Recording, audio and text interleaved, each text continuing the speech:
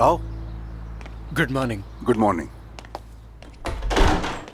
क्या कहूँ मैं तुमसे, सारे जमीन पर गिर गए, बेहोश हो गए, हर तरफ गंदगी फैल अम्मी के गई। साथ कौन है? मुझे कुछ नहीं पता। तुम्हारी माँ को इस तरह हंसते हुए देखकर मैंने खलल डालना मुनासिब नहीं समझा। कुछ जगहों पर आग लग गई और उस टीचर ने पूरा हफ्ता मुझसे सफाई करवाई। बतूल। हाँ खैरियत? अदीब भाई अपना कैफे बंद कर रहे हैं ना, तो मैं इंटरव्यू के लिए आई थी। काम तो करना ही है। हमारे घर पर? यहाँ? आपको वेटर क्यों चाहिए अम्मी? कोई दावत वगैरह है क्या? बैठ जाओ ना बेटा, ऐसे हैरान होकर क्यों देख रहे हो जान? इससे यकीन नहीं आ रहा, मैं समझ गई। दरअसल बेटा बात यह है कि उस दिन मैंने होटल में बतूल के साथ रूडली बात कर ली थी। वो बात दिल से नहीं कही थी। अदीब को कॉल करके इसका नंबर लिया, फिर इसे कॉल करके यहाँ बुला लिया मैंने। बहुत अच्छी बच्ची है। तो आप इससे मिली और इससे अच्छी तरह से बात की? अच्छा।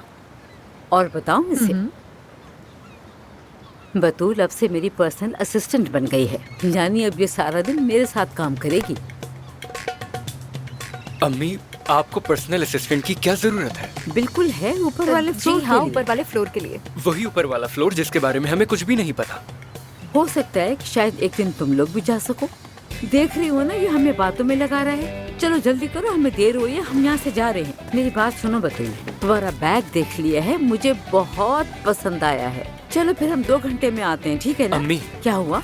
मैंने अपने दोस्तों को बुलाया है। बहुत अच्छा किया तुमने, हम उन्हें वेलकम कहेंगे। तुम अपने दोस्तों के साथ वक्त गुजारो, मैं और बतूल आते हैं। हाँ, एक और बात, मुझे मालूम है तुम समर कैंप जाना चाह रहे हो, उस पर हम बाद में बात करेंगे। मैं बाहर तुम्हारा वेट कर रही हूँ।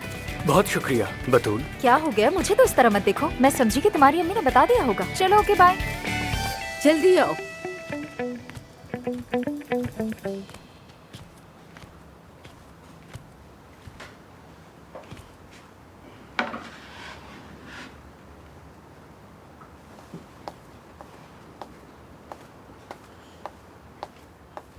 एफसून, एफसून, एफसून।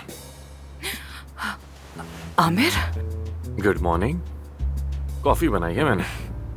क्या मैं कल बेहोश हो गई थी? ये कैसी तीमारदार हूँ मैं?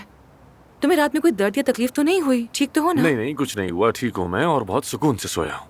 हाँ, आज तो मुझे फैक्ट्री जाना था, तुम्हारे बाबा से वादा किया था मैंने। फिर मैं वहाँ से हॉस्पिटल जाऊंगी और फिर तुम्हारे पास आ जाऊंगी। वैसे तो मैं भी हॉस्पिटल जाऊंगा और अब लेटे लेटे बहुत बोर हो गया हूँ। नहीं, ऐसा नहीं हो सकता। तुम इस हालत में वहाँ कैसे जाओगे? एफसून, मुझे जाना पड़ेगा। देखो, मीडिया की खबरें हैं, मरीज इंतजार कर रहे हैं, प्रोग्राम्स हैं, बहुत से काम है यार। दिमाग खराब हो रहा है बिस्तर पर लेटे लेटे। मैं दुआ कर रही हूँ कि वो खबर जल्दी से यहाँ वहाँ हो जाए बस। वाकई में। तुम्हारे बाबा की कोई खबर है? बाबा की खबर? नहीं, कोई खबर नहीं है। अगर होती तो उनका फोन जरूर आता। ये सोचकर दिल दहल जाता है कि उनको पता न चल जाए।